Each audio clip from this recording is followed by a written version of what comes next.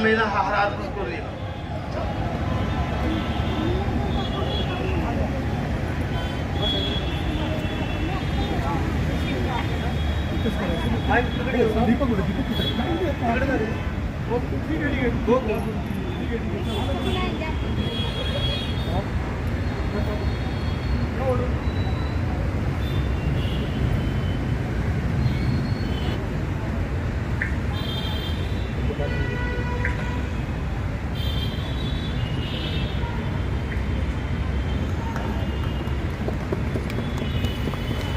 माता रमाईचा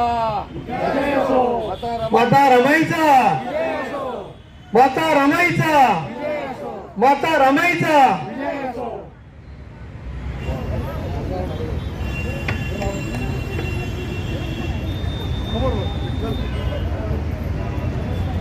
आत्ताच राष्ट्रसंत तुकाराम महाराज त्यांचे वंशज डॉक्टर सदानंद मोरे साहेब यांनी रमाईला वंदन केलेलं आहे. मी या ठिकाणी मोरे साहेबांना नम्रपणे एवढंच सांगू इच्छितो, जगाला ऊर्जा देणारं प्रेरणा केंद्र या ठिकाणी उभं करण्याचा आमचा सर्वांचा प्रयत्न आहे. अधूनमधून मोरे सर मला इथं भेटत असतात. मी पळत पळत जाऊन म्हणलं सर मी विठ्ठल गायकवाड, म्हणजे ते इथं येतात, म्हणजे या मायभूमीमध्ये त्यांचे पाय लागलेले, तर ते सातत्यानं त्यांचा फक्त रमायचंच नाही सर्वांग अभ्यास. तर असे पाहुणे आपल्याला आज लाभलेले. मी आदरणीय इतकर सरांना विनंती करतो, त्यांना रमाईचा ग्रंथ व पंचशिलेची शॉल देऊन त्यांचा सन्मान करायचा आहे. सगळ्यांनी प्रचंड टाळ्यांच्या गजरात त्यांचं स्वागत करायचं.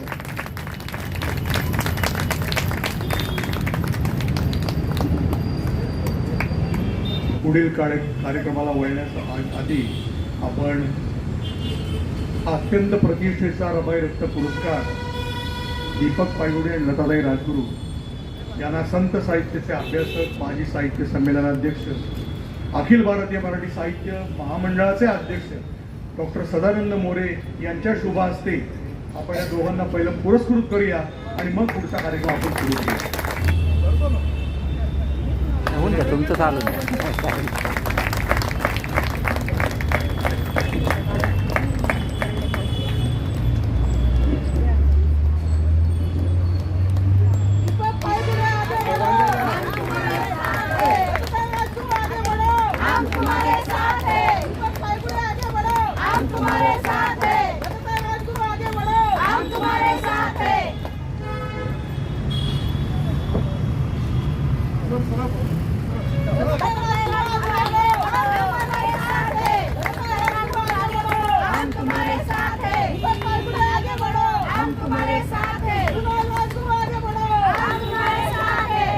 मित्रांनो, या विचारपीठावरील आजच्या कार्यक्रमाचे अध्यक्ष सदानंद मोरे सर,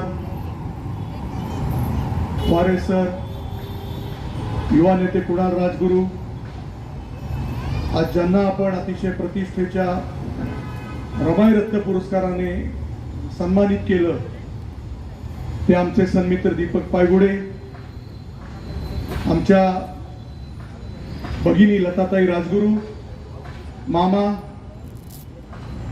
या रमाई महोत्सवाचे कार्याध्यक्ष आमचे सन्मित्र ज्यांनी आतापर्यंत 60 देशामध्ये पदाक्रांत केलेले वरिष्ठ कॉर्पोरेट सल्लागार सचिन इटकर सर, उपस्थित बंधू भगिनींनो आणि वारे सर आवर्जून इथे उपस्थित आहेत. पार्टीचे महासंचालक, आपलं स्वागत आहे सर. नमो बुद्धाय, जय भीम. 13 वर्ष हा महोत्सव सुरू आहे आणि 13 वर्ष सलग या महोत्सवाचं अध्यक्षस्थान माझ्याकडे आहे आणि कार्याध्यक्षस्थान इटकर साहेबांकडे. आज मी स्वतः जे नवीन आहेत त्यांच्याकरता सांगतो, प्रॅक्टिसिंग ऍडव्होकेट आहे. अखिल भारतीय मराठी साहित्य महामंडळ यांनी साताऱ्याचं साहित्य संमेलन आता भरवलं, त्याचा मी ट्रस्टी आहे. महाराष्ट्र साहित्य परिषदेचा सेक्रेटरी, आता निवडणूक असते आमची, आणि या रमाई महोत्सवाचा अध्यक्ष आहे. आज तुम्हाला सांगतोय 13 वर्षामध्ये अतिशय थोर मान्यवर मंडळी इथे येऊन गेलेली आहे. इटकर विठ्ठलानं आमचं एकच ब्रीद आहे इथं. कुठल्याही जाती पंथाचा माणूस इथं असो, त्याचं स्वागत आहे, त्याचा सन्मान आहे. फक्त एक अट मात्र आमची आहे की त्यांनी रमाईंच्या चरणी लीन व्हावं.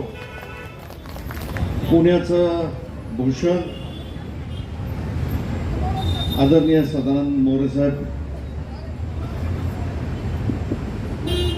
सदानंद मोरे साहेब म्हणलं तर साहित्य संमेलनाचे अध्यक्ष, अनेक भूषणं त्यांच्या नावाच्या पुढे आहेत. तसेच आत्ताच आपल्या समोर बोललेले ॲडव्होकेट प्रमोद आडकर साहेब, सचिन इटकर साहेब, सुनील वारे साहेब, सगळे काकू म्हणतात पण मी नानी म्हणतो, कारण नानाचा माझा खूप चांगला संबंध होता. नानी राजगुरू, कृणाल राजगुरू, सूर्यवंशी दादा, आणि माझ्या आयुष्यामध्ये जी ध्येयवेडी माणसं आली ती ध्येयवेडी विठ्ठल गायकवाड साहेब. की एखादं ध्येय घेतल्यानंतर ते पूर्ण करण्यासाठी जो जज्बा, जी जिगर लागते ती विठ्ठलकडे बघून आपल्याला मिळते. आणि आज मला त्यांनी पुरस्कार देऊन, त्यागमूर्ती रमाई मातांचा पुरस्कार देऊन मला सन्मानित केलं, त्याबद्दल मी सगळ्यांचा मनापासून धन्यवाद देतो. मी नेहमी म्हणतो आम्ही पुरस्काराचे धनी नाही, आम्ही तिरस्काराचे धनी.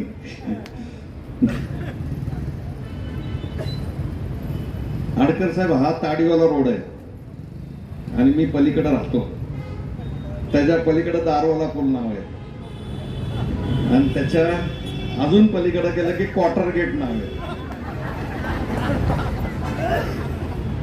आणि थोडं इकडे गेलं की येरोडा आहे. म्हणजे कुठं आम्ही इंटरव्ह्यूला गेलो आणि आमचे हे पत्ते बघितले तर आम्हाला घेतील का नाही अशी शंका आहे. तर अशा वातावरणामध्ये परमेश्वराने किंवा समाजाने आम्हाला भरभरून दिलं.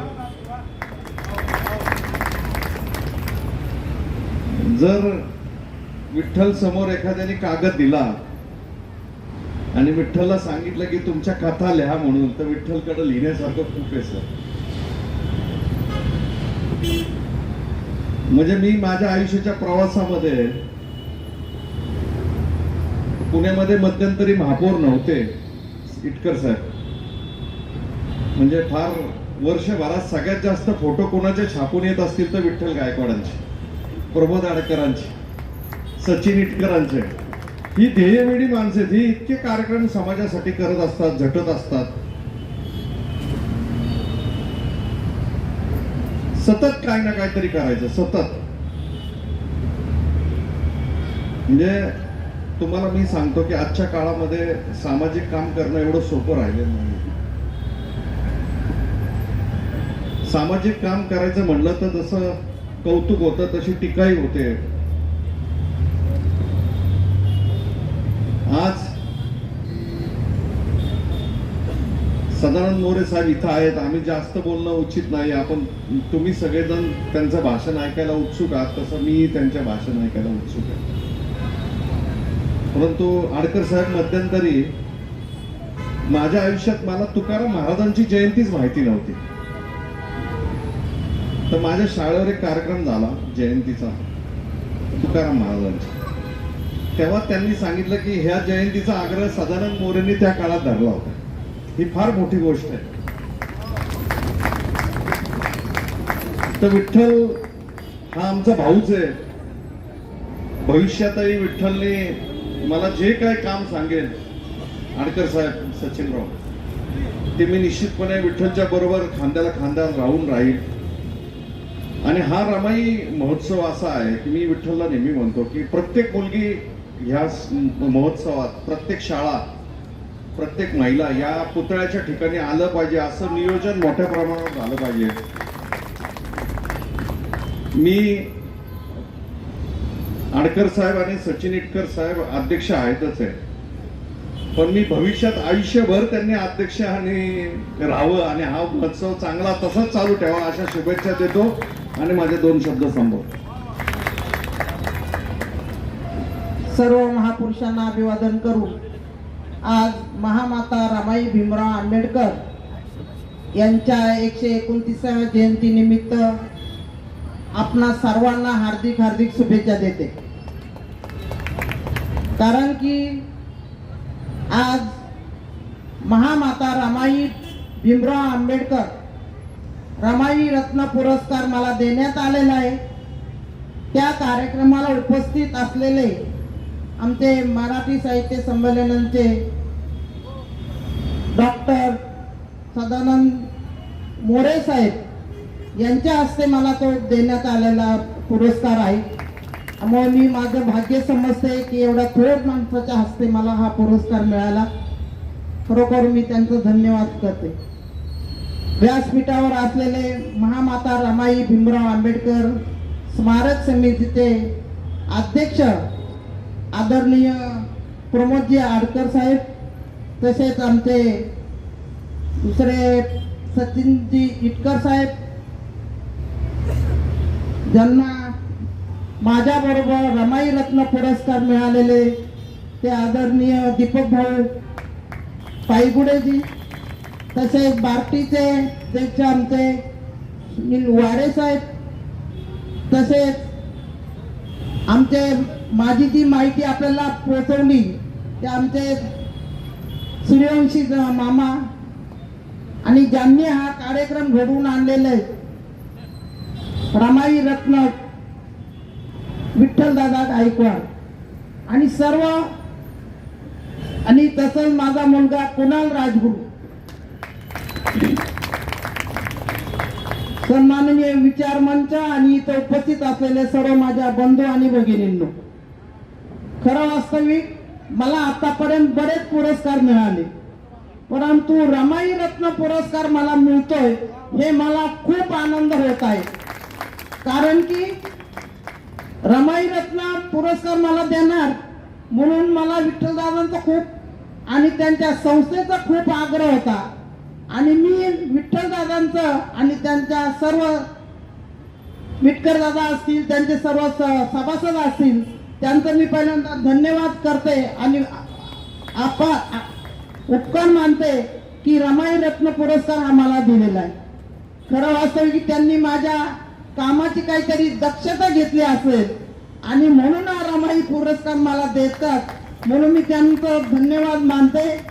रमाई रत्न पुरस्कार ज्या वेळेस 2013 मध्ये रमाईंचा पुतळा उभा करण्यात जे माझे मिस्टर दयाराम राजगुरू यांची खंत होती, या ताडीवाला रोडला रमाईंचा पुतळा बसवायचा, परंतु काही कारणास्तव तो अर्धा पुतळा जो बसवला होता तो त्याच्यामध्ये काही त्रुटी निघाल्या आणि त्याच्यामुळं आपण त्यांचं जे राहिलेलं काम होतं ते आम्ही हाती घेतलं आणि मी विठ्ठलदादांना म्हटले की हे रमाई गार्डन आहे आणि रमाईचा पुतळा आपल्याला इथे बसवायचा आहे, म्हणून काही पण लागू द्या पण नानांचं स्वप्न मला पूर्ण करायचं आहे, म्हणून आपण हा पुतळा रमाईंच्या पुतळ्यासाठी जे काही मान धन तन असेल ते आतापर्यंत मी करत आलेली आहे.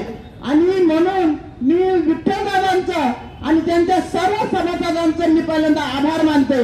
कारण की ह्या वाड्या कॉलेजच्या समोर हा रमाईंचा पुतळा आपण भारतामध्ये हा पहिला पुतळा आपण बसवलेला आहे आणि आमचं एक धैर्य होतं की रमाईंचा पुतळा जसा बसला तेव्हापासून राष्ट्रपतींच्या हस्ते त्याचं उद्घाटन झालं आणि आम्ही म्हणत होतो की पुण्याच्या महापौरांच्या हस्ते, आमदारांच्या हस्ते, पण आम्ही ते ठरवलं नाही. आम्ही सर्व समितीच्या लोकांनी ठरवलं की राष्ट्रपतीच्या हस्ते त्या पुतळ्याचं अनावरण करायचं आणि पुन्हा अनावरण करून तेव्हापासून आज 13 वर्ष झाले या पुतळ्याचं आपण जे काही कार्यक्रम घेत आलेला आहे.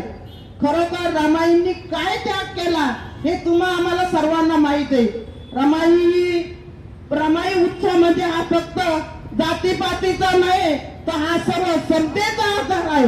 म्हणून हा रमाई पुरस्कार आपण जो करतो, महोत्सव करतो, खरोखरच मी सर्व समितीच्या आणि सर्व माझ्या इथं ज्या बसलेल्या माझ्या सर्व महिलांचा बांधवांचा आभार मानते की आम्ही ठरवलं की जसं बाबासाहेबांची जयंती 14 एप्रिल जशी साजरी होती, तशी सुद्धा रमाईंची जयंती ही सुद्धा एकमताने एक दिलाने सर्वांनी आपण साजरी करावी.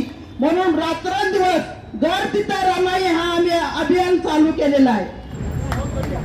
महामाता रमाईच्या चरणी वंदन करतो. संविधानाचे शिल्पकार डॉक्टर बाबासाहेब आंबेडकर यांना वंदन करतो. आज या ठिकाणी आपण लता राजगुरू आणि आमचे मित्र दीपक पायगुडे यांना रमाई रत्न पुरस्काराने या ठिकाणी सन्मानित केलं. दोघांचंही मनपूर्वक या ठिकाणी अभिनंदन करतो. कारण पुरस्कार अनेक मिळत असतात, परंतु रमाईच्या नावाने मिळणारा पुरस्कार हा निश्चितच म्हणजे आपण जे काही आयुष्यभर काम केलं आत्तापर्यंत, तर त्या कामाचा म्हणजे हा पुरस्कार म्हणजे एक या पूर्ण जीवन प्रवासात तुम्ही जे काही मिळवलं त्याची एक पावती आहे. कारण रमाईचा पुरस्कार मिळणं म्हणजे अनेक पुरस्कारांमध्ये सर्वश्रेष्ठ पुरस्कार असलेला हा रमाईचा पुरस्कार निश्चित आपल्या इथून पुढच्या वाटचालीसाठी तुम्हाला कायम प्रेरणा देत राहील. खरं तर यशवंत मनोहर सरांनी एक पुस्तक प्रकाशित केलं आहे की त्याच्यामध्ये बाबासाहेबांचे आणि रमाईचा पत्रव्यवहार त्याच्यामध्ये त्या पुस्तकात आहे. आणि त्याच्यामध्ये जर आपण ती पत्र वाचली जी बाबासाहेबांनी परदेशातून रमाईला लिहिलेली आहेत आणि रमाईंनी सुद्धा बाबासाहेबांशी तो पत्रव्यवहार केलेला आहे. मला वाटतं की तो एक अतिशय मौलिक असा ठेवा आहे आणि बाबासाहेबांना खऱ्या अर्थानं परदेशामध्ये जाऊन शिक्षण घेण्याची प्रेरणा आणि त्यासाठी त्यांना सर्व काही जी काही मदत करण्याची जी भूमिका ही महामाता रमाबाईंनी घेतली. आणि बाबासाहेब जे काही आयुष्यामध्ये म्हणजे त्यांनी जो काही एक्सलन्स त्यांच्या ह्याच्यामध्ये गाठला त्याच्यामध्ये रमाईंचा जो पाठिंबा त्यांना मिळाला त्याचा फार मोठा वाटा आहे. आणि म्हणजे एक साधी गोष्ट आहे, परंतु रमाईंनी बाबासाहेबांना त्यांनी स्वतः त्या ठिकाणी मेहनत करून एक मनी ऑर्डर सुद्धा केलेले आहे. म्हणजे एक छोटी गोष्ट आहे, पण बाबासाहेबांना त्यांनी किंवा माझं तुमच्या या संपूर्ण प्रवासामध्ये तुम्ही घेत असलेल्या शिक्षणामध्ये आणि तुम्हाला जे या देशामध्ये परिवर्तन करायचं आहे त्याच्यामध्ये माझा सुद्धा थोडा वाटा असला पाहिजे म्हणून रमाई त्यांना मनी ऑर्डर करत असत. खरं तर असा इतक्या म्हणजे त्यांचं संपूर्ण आयुष्य जे रमाईंचं ते इतकं विलक्षण आहे की त्या अतिशय खंद्या समर्थक होत्या. खरं तर बाबासाहेब जे काही अचूक करू शकले त्यांच्या करिअरमध्ये त्याच्यामध्ये रमाबाईंचा जर पाठिंबा नसला असता तर कदाचित एवढी मोठी झेप बाबासाहेबांना घेता आली नसते. आणि म्हणून या ठिकाणी आपण आज रमाईंचा गौरव करणं खूप उचित आहे. त्यांच्याबद्दल आपण आपला आदर व्यक्त केला पाहिजे. आणि मला या रमाई महोत्सवाच्या निमित्ताने गेली 13 वर्ष पुण्यामध्ये हा एक अतिशय दिमागदार असा महोत्सव या ठिकाणी साजरा होतो. आणि यातून प्रेरणा घेऊन आज भारतभर रमाईंची जयंती अतिशय उत्साहाने साजरी केली जाते. त्याचं संपूर्ण श्रेय विठ्ठल गायकवाड, आमच्या राजगुरू ताई, प्रमोदजी आणि या सगळ्यांना आहे आणि आपल्या सगळ्यांना आहे. कारण या ठिकाणी ज्यावेळेस रमाईंचा पुतळा आणि स्मारक झालं त्यातून प्रेरणा घेऊन आज गावागावामध्ये रमाईंच्या बद्दल आदर व्यक्त होणारे कार्यक्रम होत आहेत. तर खऱ्या अर्थानं निश्चित त्यांचं आयुष्य आपल्या सगळ्यांसाठीच प्रेरणादायी आहे. त्यांच्या आयुष्यातून आपण सुद्धा भावी आयुष्यामध्ये काहीतरी चांगलं करण्याचा संकल्प करूया. आणि आज रमाईंच्या जयंती दिनी खरं तर एक चांगल्या कामाचा संकल्प करणे हीच त्यांना खऱ्या अर्थानं आदरांजली असेल. मी पुन्हा एकदा सर्वांचं या ठिकाणी मंचावरील सर्वांचं आपल्या सर्वांचं या ठिकाणी स्वागत करतो. धन्यवाद. महामाता रमाईचे चरणी त्रिवार वंदन.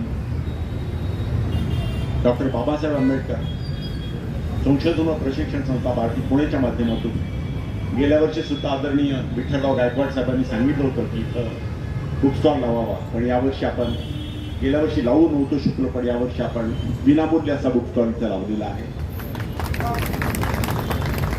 आणि ही जी काही महामाता रमाईच्या नावाचं त्यागमूर्ती रमाईचं जे विचार आहे ते सर्वसामान्यांच्या पर्यंत पोहोचावे म्हणून घर देते रमाई हा जो काही उपक्रम सुरू केलेला आहे तो असाच सुरू राहील आणि त्याच्या अनुषंगानं बार्टी आपल्या परीनं जे काही योगदान आवश्यक लागेल और ॲज पर रिक्वायरमेंट आम्ही सगळेजण आपल्या सगळ्यांच्या बरोबरच आहोत.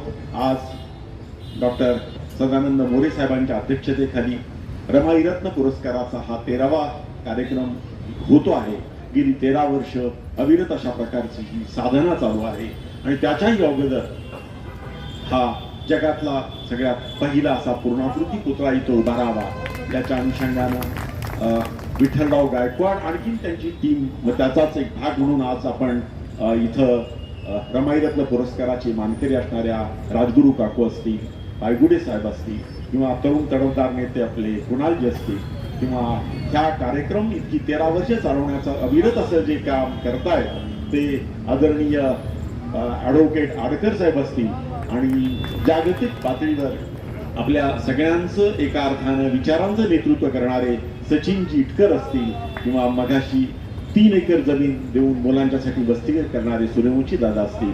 हे सगळेजण ही एक तपश्चर्याच्या जी फळं मिळत असतात त्या आपल्या सगळ्यांच्या मधून पुढे येणारं पे बॅक टू सोसायटी असा हा जो काही भाग आहे तो भाग याच्या चळवळीनं आणि अशा आंदोलनातच होत असतो. गेल्या वर्षी अशाच या कार्यक्रमात आपण ठरवलं होतं की डॉक्टर बाबासाहेब आंबेडकर संशोधन व प्रशिक्षण संस्था बार्टी पुणेच्या माध्यमातून माता रमाई यांच्यावर संशोधनाचा प्रकल्प हाती घेऊन महामाता रमाईचं जे काही आतापर्यंत सर्वांच्या समोर आलेलं असं जे काही संशोधन करून ते सर्वांच्या समोर आणण्याचा आपण प्रयत्न करत आहोत आणि तो जो प्रोजेक्ट आहे तो आपले जे जवी पवार सर आहेत त्यांच्या मार्गदर्शनाखाली किंवा इतर जे संशोधक आपले साहित्यिक आहेत त्यांच्या सहकार्यानं पुढे जातो आहे आणि it is in advanced stage of the publication. आणखीन 14 एप्रिलच्या दरम्यान आपण त्याच्या प्रकाशनाचा कार्यक्रम करणार आहोत. वणंद इथं बार्टीच्या माध्यमातून दरवर्षीप्रमाणेच यावर्षी सुद्धा मोठा कार्यक्रम होतो आहे. आपल्या मुलांना आंतरराष्ट्रीय पातळीवर नोकरीच्या संधी मिळावी याच्या अनुषंगानं ओव्हरसीज प्लेसमेंट प्रोग्राम आपण करतो आहोत. नांदेड इथं 21 फेब्रुवारीला आपला पहिला कार्यशाळा आहे. आणखी मी सचिनजी इटकर साहेबांना विनंती करेन की सर आपली मुलं ही कष्टाळू मुलं आहेत आणखीन अभ्यासू आहेत त्यांना अधिकाधिक संधी मिळाव्यात या अनुषंगाने आपण प्रयत्न करत आहोत. धन्यवाद. महामाता रमाबाई भीमराव आंबेडकर यांच्या या राष्ट्रीय स्मारकामध्ये गेली कित्येक वर्ष अत्यंत सातत्याने रमाई महोत्सव आपण साजरा करतोय आणि त्यानिमित्ताने आपण त्यांना अभिवादन करतो. या महोत्सवामध्ये मी दुसऱ्यांदा आलेलो आहे पण एक उल्लेख केला. पहिल्यांदा त्यासाठी मी 3 मंडळींचे विशेष आभार मानेन, त्यांच्या कार्याचा विशेष उल्लेख करीन. म्हणजे आमचे मित्र आडकर साहेब, इटकर साहेब आणि अर्थात विठ्ठलराव. म्हणजे हे जे स्मारक आहे आणि इथं जे कार्य चालतं त्याचे साक्षीदार, त्याचे रखवालदार, त्याचे व्यवस्थापक सब कुछ त्याला म्हणतो आपण पूर्ण आस्थापूर्वक म्हणजे वाहून नव्हे तर झोकून दिलेले हे आमचे मित्र विठ्ठलराव त्या ठिकाणी आहेत आणि आपण सगळे त्यांना मनापासून सहकार्य करत असतात. या वेळेला या वर्षीच्या महोत्सवामध्ये आपण अत्यंत सुयोग्य अशा व्यक्तींची निवड पुरस्कारासाठी गौरवासाठी केली. त्याबद्दल नक्कीच त्यांचंही आपण अभिनंदन तर पायगुडे साहेबांचं आणि काकूंचं तर करतच आहोत.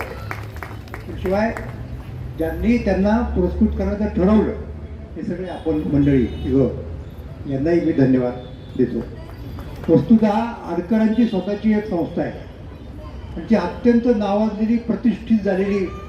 त्यांना आणखीन काही वेगळं करण्याची खरंच गरज नव्हती. नसतं केलं तरी काय त्यांना कोणी नावं ठेवली नसती. पण त्यांची जी आस्था आहे, जी तळमळ आहे ती इतकी आहे की त्यांना ते आपण केलंच पाहिजे अशी एक अंतःप्रेरणा म्हणतो आपण ती झाली. त्यांना इटकरांची या बाबतीत साथ आहे आणि आज आपण या वर्षीचा हा महोत्सव आणि या वर्षीचा पुरस्कार दिलेला आहे. मी परत एकदा सर्व संबंधितांचं अभिनंदन करतो. असं पहा की काकूंना तर बाबासाहेबांच्या चळवळीची एक परंपरा लाभलेली. तसं आपण माझा उल्लेख केला की व तुकाराम महाराजांचे वंशज, म्हणजे वंशज म्हणजे नुसते वंशज नसून नाही, काही एक केलं तर ते वंशज असण्याचा अर्थ आहे ना. तसं हे यांची परंपरा जी आहे पूर्वजांची ती अत्यंत चोखपणाने चालवतात. आणि दीपक दादांचं एक वेगळं वैशिष्ट्य तुमच्या लक्षात आणून देतो मी, की एखादा माणूस राजकारणात पडला आणि राजकीय पद मिळालं तर ते शेवटपर्यंत तो सोडायला कधीच तयार होत नाही. माझ्या माहितीप्रमाणे पुण्यात असे 2 लोक, त्यातले एक दुर्दैवाने आपल्याकडे नाही आहे, की जे राजकारणामध्ये अतिशय चांगल्या ठिकाणी असताना त्याने राजकारणाला रामराम ठोकला आणि खऱ्या अर्थाने सामाजिक काम सुरू केलं. आता ते लोक टक्केवारी देतात की इतके टक्के राजकारण, इतके टक्के समाजकारण, त्याची काही टक्केवारी द्यायची यांना गरज नाही. एक बाबा आढाव खासदाराची निवडणूक लढवली, आमदाराची निवडणूक लढवली, कॉर्पोरेशनमध्ये होते, सगळ्या लोकांना, आणि जनता पक्षाचं सरकार आलं, तुरुंगात होते त्या काळात.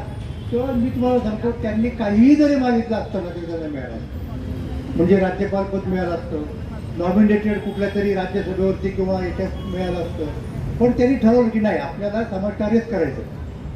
तसं दीपकरावांचं आहे. आणि त्यांनी इतक्या पद्धतीने, म्हणजे लोक एक वेळा आमदारांना विसरतील म्हणजे सत्तेमध्ये असणाऱ्या, पण पायगुळे साहेबांना कुणीही विसरणार नाही, हे आपल्या सगळ्यांना माहिती आहे. तेव्हा अतिशय चांगल्या प्रकारचे पुरस्कार या ठिकाणी दिले गेले. आणि या उत्सवामध्ये आणि एकूणच कामामध्ये सहभागी असणारे, आणि त्यांचं पदच असं आहे की जिथे अनेक गोष्टी ते घडू शकतात, ते आमचे सन्मित्रवार आहेत. त्यांच्या संस्थेने म्हणजे बार्टीनं महाराष्ट्रात कशा प्रकारची संस्था असली पाहिजे याचा एक आदर्श घालून दिला. आणि हे मी अनुभवावरून सांगतोय, बातम्या वाचून वगैरे नव्हे. इथे यांच्या अगोदर जे महासंचालक वगैरे होते त्यांच्यामध्ये आमचे एक मित्र डॉक्टर परिहार, आणि परिहारांच्या काळामध्ये मी या संस्थेशी निगडीत झालेलो होतो. माझा मुलगाही तिथे रेग्युलर कर्मचारी म्हणून काम करत होता. तर त्या संस्थेचं जे एकूण स्ट्रक्चर, तिथे चालणारं काम पाहून आमच्या असं लक्षात आलं की ही आदर्श संस्था आहे, आणि जर दुसरी कुठली संस्था काढायची असेल तर त्या संस्थेने हिचा आदर्श ठेवला पाहिजे. आणि ह्याचं कुठे प्रत्यंतर आलं मग, ज्या वेळेला मराठा समाजाने आरक्षणाची वगैरे मागणी केली आणि त्यासाठी सरकारने ठरवलं की आरक्षण द्यायचं समजा, आणि नुसतं आरक्षण देऊन चालणार नाही, आरक्षित जागासाठी जरी आपल्याला काही करायचं म्हटलं तर एक किमान तर पात्रता लागते की नाही, डिग्री लागते, आणखीन काही गोष्टी लागतात. तर त्यासाठी काहीतरी समाजाला सुधारण्यासाठी, मुलांना शिक्षण देण्यासाठी संस्था पाहिजे. मग ती काढायची असं करतो. मग त्यावेळच्या मुख्यमंत्र्यांनी मला सांगितलं की आम्ही अशी संस्था काढतोय, तर तुम्ही त्याचे अध्यक्ष व्हा, म्हणजे सारथीचा उल्लेख करतो मी आता. तर मी म्हटलं मी तयार होईल. तर माझी एक अट आहे. काय अट आहे? तिथे परिहार साहेब संचालक म्हणून असले पाहिजे. का? तर त्यांना बार्टीचा अनुभव आहे, हा मुद्दा महत्वाचा आहे. आणि अतिशय चांगल्या पद्धतीने ती संस्था निघाली. आज आपण बघतोय चांगलं काम चाललेलं आहे, आणि बार्टीबद्दल काही वेगळं सांगायची गरजच नाही ना. तो आता एक चांगला पॅराडाईम निर्माण केलेला आहे, आदर्श निर्माण केलेला आहे, आणि त्या माध्यमातून वारेसाहेब हे सगळं चांगलं काम करत आहे. मला या ठिकाणी बोलवलं त्याबद्दल पहिल्यांदा मी मनापासून आभार मानतो. आता कधी कधी काय होतं की काही गोष्टी आपल्याला आता सांगायला काय हरकत नसतं ना, की माझा आणि या चळवळीचा संबंध कधी आला तुम्हाला सांगायला. मी 10 वर्षाचा असताना आला. तुम्हाला काय शक्य आहे, म्हणजे 1962 सालची गोष्ट आहे तुम्हाला. त्याचं कारण असं की त्यावेळेला संयुक्त महाराष्ट्राची चळवळ नुकतीच म्हणजे महाराष्ट्राची निर्मिती झाली होती. पण संयुक्त महाराष्ट्र समिती जिच्यामुळे महाराष्ट्र मिळाला, जिला बाबासाहेब आंबेडकरांचा आशीर्वाद होता, आणि जिच्यामध्ये रिपब्लिकन पक्षानं मनापासून काम केलं, आणि ते काम इतकं लोकांना आवडलं की महाराष्ट्रातल्या अनेक मतदारसंघांमध्ये रिपब्लिकन पक्षाच्या व्यक्तीला सवर्ण उमेदवारांचा पराभव करून महाराष्ट्राच्या निवडणुकांनी लोकांनी निवडून दिले. अनेक लोकांना माहिती नाही अजून असा इतिहास घडलेला आहे. तर नंतरही संयुक्त महाराष्ट्र समिती ही संपूर्ण महाराष्ट्र समिती म्हणून काही दिवस कार्यरत राहिली. कारण त्यावेळेला सगळा महाराष्ट्र निर्माण झालेला नव्हता, काही गोष्टी हव्या होत्या. आणि निवडणूक आली 62 सालची. त्या 62 सालच्या निवडणुकीमध्ये हा जो मतदारसंघ आहे ना, म्हणजे पुणे मतदारसंघ लोकसभेचा, तो होता मोठमोठे लोक तिथे समितीनं ते ठरवलं, म्हणजे सगळ्या पक्षाचे लोक उभे राहिले आणि समिती फुटली त्या काळात. राजकारणात तुम्हाला आठवण असेल बघा, तिथे त्यावेळेला भारतीय जनसंघाच्या वतीनं जगन्नाथराव जोशी उभे होते, म्हणजे आत्ताचा जो भाजप आहे ना त्याच्या वतीने. त्याच्यानंतर समाजवादी पक्षाच्या वतीनं नानासाहेब मोरे उभे होते, काँग्रेसच्या वतीनं शंकरराव मोरे उभे होते. आणि आता समितीला उमेदवार कोण असेल तर समितीने ती जागा रिपब्लिकन पक्षाला दिली. आघाडी होती, घटक पक्ष रिपब्लिकन पक्ष. तेव्हा रिपब्लिकन पक्षाने असं ठरवलं की आपण आचार्य आत्रे यांचं फार मोठं काम होतं संयुक्त महाराष्ट्र समितीमध्ये, आणि जे बाबासाहेबांचे फार चाहते होते, बाबासाहेबांच्या वाढदिवसाला ते अंक काढायचे नवयुक्ता, त्यांना आपण उमेदवारी द्यावी. आणि त्यांनी पण ती घेतली आणि आत्रे समितीच्या वतीनं पण रिपब्लिकन पक्षाच्या उमेदवार उभे राहिले.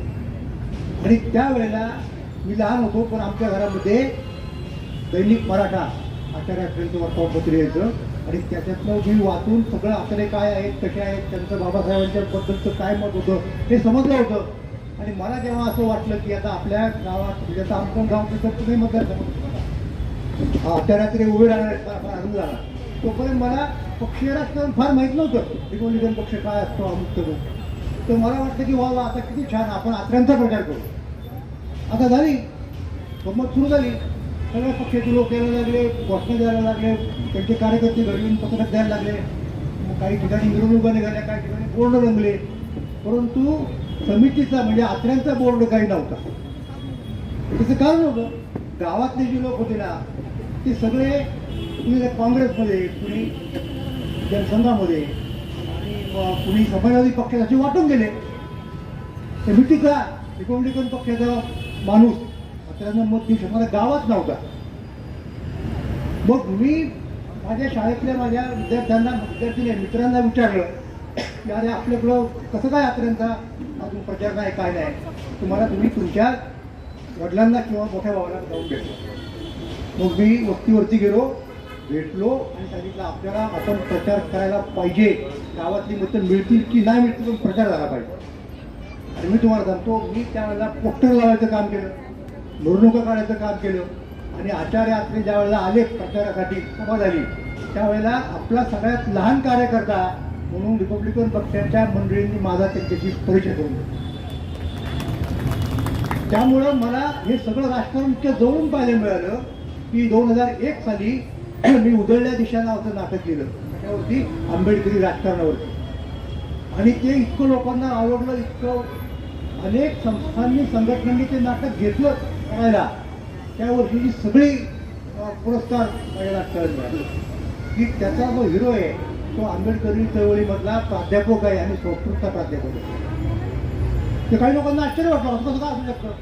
मग तो तिथे सांगतो की बौद्ध धर्माचे पहिल्यांदा जे ग्रंथ लिहिले गेले ना ते पालीमध्ये होते, पण नंतर ते सगळे ग्रंथ संस्कृतमध्ये होते. त्यामुळं बौद्ध धर्माचा ज्याला अभ्यास करायचा आहे त्याला संस्कृतचा सुद्धा अभ्यास करता आला पाहिजे. म्हणून माझा नायक हिरो हा संस्कृतचा पाहिजे, लक्षात घ्या. तर इतका या सगळ्या चळवळीचा माझा जवळचा संबंध आहे हे मला मुद्दाम आपल्याला सांगायचं होतं. त्यामुळं मी असं म्हणेन की मला बोलण्यात तुमची निवड अजिबात चुकलेली नाही विठ्ठलराव. असो, मुद्दा काय तो तितका महत्त्वाचा नाही. मुद्दा असा आहे की बाबासाहेबांचं जे काम आहे त्यांनी आता उल्लेख केला. बाबासाहेबांनी ज्या वेळेला वर्तमानपत्र काढायचं ठरवलं 1919 सालची गोष्ट आहे. 1919 सालची गोष्ट आहे, म्हणजे 100 वर्ष होऊन गेली त्या गोष्टीला.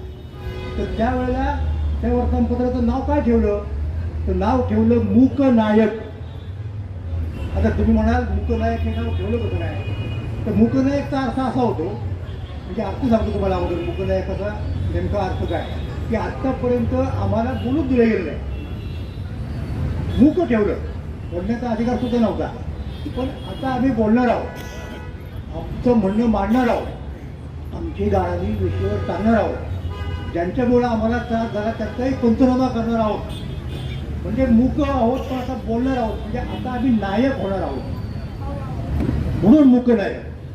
आता हे का गरजेचं आहे आता मी बोललो, हे बाबासाहेबांनी मूकनायकच्या पहिल्या पानावरती जर असतं ना मोठं मूकनायक, जसं दैनिक सकाळ, महाराष्ट्र टाइम्स, मूकनायक, त्या मूकनायकच्या वरती तुकाराम महाराजांच्या अभंगातल्या 2 ओळी दरवेळा अंकात छापायची, ती त्यांचं ब्रीदवाक्य होतं. म्हणजे बाबासाहेबांच्या चळवळीचं पहिलं ब्रीदवाक्य तुकाराम महाराजांनी दिलेलं आहे. आणि काय वाक्य आहे ते असं आहे, अभंग आहे, काय आता करू धरून या भीड, ऐकावं ना अभंग, काय आता करू धरून या भीड, निशंक हे तोंड वाजवले, इथून पुढे आम्ही भीड ठेवणार नाही, जे बोलायचं ते बोलणार. का? कारण गप्प राहून काय मिळत नाही. नवे जगी कुणी मुकयाचा जाणत, मुक्या माणसाला जगात कुणी विचारत नाही. सार्थक लाजून इथं नव्हे, लाजून गप्प बसून चालणार नाही, बोललं पाहिजे. हे बोलण्याची प्रेरणा बाबासाहेबांना त्यांनी दिली. आणि बाबासाहेबांच्या संपूर्ण साहित्यामध्ये, वाचनामध्ये तुम्हाला सांगतो, तुकाराम महाराजांचे अभंग कितीतरी वेळेला, म्हणजे अगदी फार त्याला आपण काय म्हणतो क्रुशियल मुद्दा होतो का, निर्वाणीचा मुद्दा होतो की महात्मा गांधी अहिंसेचे पुरस्कार करते. आता बाबासाहेब बौद्ध धर्माचे उपासक, भगवान बुद्धांना मानणारे, ते अहिंसेचे पुरस्कार. मग आता गांधींची अहिंसा आणि बाबासाहेबांची अहिंसा, एकदा पत्रकारांनी प्रश्न विचारला की तुमच्या दोघांच्या आयुष्यामध्ये फरक काय? तुम्ही ज्या अर्थी गांधींची अहिंसा स्वीकारत नाही त्या अर्थी बुद्धाची स्वीकारता, मग बुद्धांची अहिंसा आणि गांधींच्या अहिंसातला फरक सांगा. तर तो फरक बाबासाहेबांनी तुकाराम महाराजांच्या अभंगातून सांगितला. तुकाराम महाराजांचा अभंग काय आहे? तो असा आहे, दया तिचे नाव भूतांचे पालन. दया म्हणजे काय? करुणा म्हणजे काय? की सगळ्यांना सुखी ठेवणं, त्यांना मदत करणं, भूतांचे पालन. अनिक निर्दळन कंटकाचे, त्याचबरोबर जे लोक वाईट आहेत, दुष्ट आहेत, त्यांचा बंदोबस्त करू. तर बाबासाहेब म्हणतात की गांधींच्या आयुष्यामध्ये यातला अर्धाच भाग आहे भूतांचे पालन. तुकोबांच्या आयुष्य व्यापक आहे, पण हे देखील तुकोबांच्या आयुष्यात बसतं आणि अनिक निर्दळन कंटक. तर हे तुकोबांच्या आधारे बाबासाहेब म्हणतात. आणि एकदा बाबासाहेबांना विचारलं बरं का, हे फार इंटरेस्टिंग आहे साहेब, की तुमचं मराठी साहित्याबद्दल मत काय? बाबासाहेब काय म्हणले असतील? ते म्हणले ज्ञानेश्वरांची ज्ञानेश्वरी आणि तुकाराम महाराजांची गाथा ही 2 पुस्तकं ठेवून बाकी सगळी मराठी पुस्तकं बुडवणे तरी काही फरक पडणार नाही. आता शक्य वाटेल लोकांना, पण एवढी बाबासाहेबांना संत साहित्याबद्दलची आस्था होती. आणि का होती? हे सगळं साहित्य त्यांनी त्यांच्या बालपणी त्यांच्या वडिलांच्याकडनं ऐकलेलं होतं. या पुस्तकात सुद्धा रमाईच्या चरित्रामध्ये त्याचा उल्लेख आहे. त्याचा उल्लेख आहे बघा. उल्लेख असा आहे की संत कबीरांचे दोहे, म्हणजे सुभेदार रामजी बाबांच्या घरात काय चालायचं त्याचा उल्लेख आहे. संत कबीरांचे दोहे, संत तुकारामांचे, संत तुकोबांचे, संत नामदेवांचे अभंग घरात घुमू लागले, सारं वातावरण संतमय झालं. हे बाबासाहेबांचे लहानपणचे संस्कार आहेत. आणि हे संस्कार ज्यांनी घेतले त्याचा बौद्ध धर्माकडे प्रवास होणं त्याच्यात अस्वाभाविक काहीच नाही. दरवेळेला ते सतत संदर्भ त्याचे देत होते, लक्षात घ्या. म्हणून मला सगळ्यात सुद्धा महत्त्वाचं वाटतो की अशा पद्धतीने बाबासाहेबांचा संत परंपरेचा तुकाराम महाराजांचा संबंध होता आणि त्याचा उच्चार करण्याची नक्कीच गरज आहे. तर अलीकडच्या काळात लोकांचा संत साहित्याचा अभ्यासही कमी झाला आहे. आणि असं लोकांना वाटतं की ते विद्रोही वगैरे लोक असतात तर त्याचा संतांचा काय संबंध? असं नाही आहे. ही आपली फार जुनी परंपरा आहे आणि जी बाबासाहेबांना मान्य होती. आणि बाबासाहेब त्यांना वारंवार त्यांच्या भाषणांमधून त्यांच्या लेखांमधून उल्लेख करायचा. एवढंच मला सांगायचं आहे. तर आज आपण या ठिकाणी जमलो रमाबाई महोत्सवाच्या निमित्तानं आणि अतिशय चांगल्या गुणवान लोकांना पुरस्कृत केलं. पुरस्कृत केलं म्हणजे काय केलं? ते पावती हा शब्द बरोबर आहे, पावती दिली म्हणजे त्याला इंग्रजीमध्ये ॲक्नॉलेजमेंट म्हणतात. म्हणजे समजा आपण पोस्टात गेलो आणि काहीतरी ते एखादं रजिस्टर केलं गेलं आहे तर आपल्याकडे एक पावती मिळते, त्याला काय म्हणतो आपण ॲक्नॉलेजमेंट. पण ही नुसती ॲक्नॉलेजमेंट आहे, यांच्या कार्याबद्दलची कृतज्ञता व्यक्त करणे. की तुम्ही समाजासाठी एवढं काम केलं, समाजाला ते मान्य आहे, समाजाने त्याची दखल घेतलेली आहे, समाज त्याबद्दल तुमचा आभारी आहे असं सांगणारा हा कार्यक्रम आहे. या कार्यक्रमात मला बोलावलं त्याबद्दल मी या सगळ्या मंडळींना धन्यवाद देतो आणि ज्यांना पुरस्कार मिळाला त्यांना अभिवादन करून थांबतो.